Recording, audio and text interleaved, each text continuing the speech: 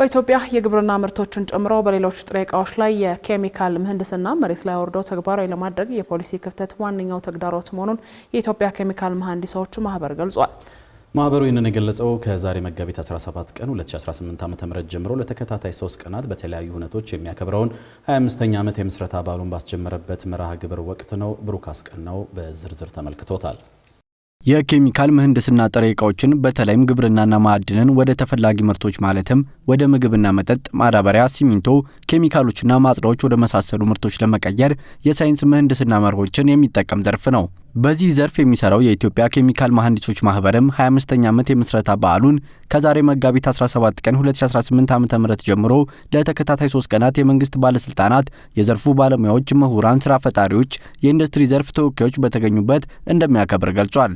ማህበሩ ምንም እንኳን ከተመሰረተ 30 ዓመታትን ቢሻገርም ለ5 ዓመታት በአግባቡ ስራ ላይ ስላልነበር አሁን ላይ 25ኛ ዓመቱን እያከበረ ይገኛል ተብሏል። በዚሁ ጊዜም የኬሚካል ምህንድስና ዘርፍ ለአንድ ሀገር ካለው ፋይዳ አንጻር እስካሁን በኢትዮጵያ ስላበረከቱ አስተዋጽኦ ጥያቄ ያነሳንላቸው የማህበሩ ፕሬዝዳንት በተለይም የግብርና ምርቶችን ጨምሮ በሌሎች ጥሬ ዕቃዎች ላይ የኬሚካል ምህንድስናን መሬት ላይ አውርዶ ተግባራዊ ለማድረግ የፖሊሲ ክፍተት ዋነኛው ተግዳሮት መሆኑን ገልጸዋል። በቀላሉ ይሄ የፖሊሲ ችግር ማለት የፖሊሲ ችግር ስል ያው ከመንግስት ጋር እንዲያ ነው ለማለት ሳይሆን ኢትዮጵያ ውስጥ ያሉ ጥሬ ዕቃንም ጨምሮ የሆነ ፕሮዳክትን የሚመረቱ ለምሳሌ ባዮፊል፣ አግሪካልቸር እንደዚህ ጋር ያልተሰራ ስራ የለም። እነዚህ ግን አብዛኛዎቹ ሼልፍ ላይ ነው የሚቀመጡት እና ተሰርተው ወደ ተግባር ለመለወጥ ይሄ የመንግስት ድጋፍ ያስፈልገዋል። ዋንስ የመንግስት ድጋፍ ከተደረገ በኋላ ለወደፊት ለውጡን ስለሚያይ አሁን አዲስ አበባ ዩኒቨርሲቲ ለምሳሌ ኦቶኖመስ ሆኖ ራሱን እንዲያስተዳድር እንደተባለው እንደዚህ አይነት ነገሮችም የራሳቸውን ድርጅቶች በመክፈት ተማሪዎችም ሊሆኑ ይችላሉ የኢትዮጵያን እድገት ማሳየት ይቻል ነበር እና ይሄ የፖሊሲ ላይ ያለ ክፍተት ይመስለኛል። ከዚህ በተጨማሪ በኬሚካል ኢንዱስትሪ ዘርፍ ውስጥ ከሀገር ውስጥ ባለሙያዎች ይልቅ ከውጭ ሀገራት ለመጡ ባለሙያዎች ቅድሚያ መስጠት አዝማሚያ ሌላው የዘርፉ ተግዳሮት መሆኑ የተነገረ ሲሆን ይህን ሁኔታ ለመቀየር ማህበሩ የተለያዩ ተግባራትን እያከናወነ ይገኛል የተባለው ፕሬዝዳንቱ አክለውም የተሰሩ የጥናትና ምርምር ስራዎች ከመደርደሪያ እየወረዱ አለመሆኑ ሌላው ችግር መሆኑን ጠቅሰው ይህን ለማስተካከልም ማህበራቸው ጥረት እያደረገ መሆኑን ተናግረዋል። እኛ ግን አሁን ኢምፖርት ሰብስቲዩት እንዲደረግ አንድ እኔ እንኳን የሰራሁት የምርምር ስራ ላይ ከተማሪ ጋር ሆኜ ኢትዮጵያ ውስጥ አዋሽ መልካሳ የሚባል ኬሚካል ፋክቶሪ ያለ እዛ ውስጥ ሰልፈሪክ አሲድና አልሙኒየም ሰልፌት የሚያመርት ነው እና እዛ ውስጥ የሚጣሉ ዌስቶች አሉ።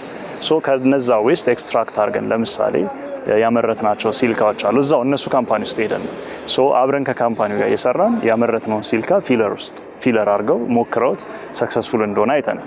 ግን ይህንን ወደ ፕሮዳክት ለውጠው እነሱ አብረውን ይሰራሉ። እነዚህ ነገሮች ጋፖች አሉ። ስለዚህ እኛ የምንሰራው ምንድነው ዩኒቨርሲቲዎች ወደ ኢንዱስትሪ ሄደው አብረው ተሳስረው የመስራት ሁኔታውን እናመጣለን። የቻልነው እንሄዳለን። ግን ስፒን አውት አድርገው ወይም ደግሞ ከሪሰርች ወደ ካምፓኒነት የሚለወጡ እድገታችን በጣም ሎ ነው ኢትዮጵያ ውስጥ። ስለዚህ እሱን መለወጥ ነው የኛ ታርጌት። ሌላው ከኬሚካል ኢንዱስትሪ ጋር ተያይዞ የሚነሳው ክፍተት ዘርፉ ላይ የሚሰሩ በርካቶች ዘመኑን ባልዋጁ ቴክኖሎጂዎች ላይ ጥገኛ የመሆናቸው ጉዳይ ነው። ይህንን አዝማሚያ ለመቀየር ጥረት እያደረገ መሆኑን የጠቀሰው ማህበሩ የቆዩ ቴክኖሎጂዎችን በአዲስ ለመተካት የሀገር ውስጥ ባለሙያዎችንም በበቂ ሁኔታ ለመጠቀም መሰራት እንዳለበት አመላክቷል። የፈረንጆቹ መጥተው ተክለውልን ሄዱ። ከዛ በኋላስ ማን ይትከለው? ስለዚህ እዚህ ጋር እኛ ራሳችን አዲስ ቴክኖሎጂዎችን በመጠቀም ሊፕ ፍሮግ ወይም ያለውን መሀል ማለፍ በሚለው ሁኔታ ውስጥ ለመወያየትም ነው ዛሬ ዋነኛው ዓላማችን ከውጪ ስራዎች ላይ ዲፔንደንት መሆናችን።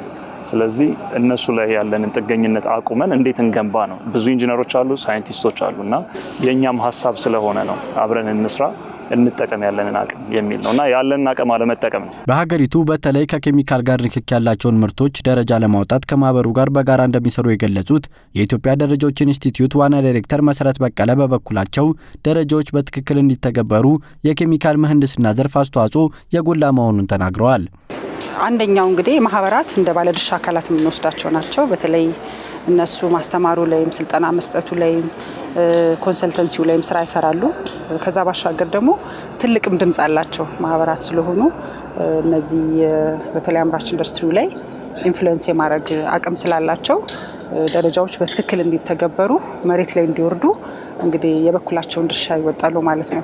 ደረጃዎች ከወጡ በኋላ ሼልፍድ እንዳይሆኑ ወደ ህብረተሰቡ ወደ አምራች ኢንዱስትሪው እንዲወርዱ የነሱንም እገዛ የጠየቅንበትና በርካታ ስራዎችንም አብረን ለመስራት በቁርጠኝነት እንግዲህ እንሰራ ይሆናል ማለት ነው። የማህበሩን 25ኛ ዓመት ምስረታ በዓል አስመልክቶም ከፓናል ውይይቶች በተጨማሪ ከኬሚካል ኢንዱስትሪና ጥሬ ዕቃ አምራቾች እስከ መጋቢት 19 ቀን 2018 ዓ.ም ድረስ ምርትና አገልግሎታቸውን ለሕዝብ የሚያሳዩበት አውደ ርዕይ ተከፍቷል።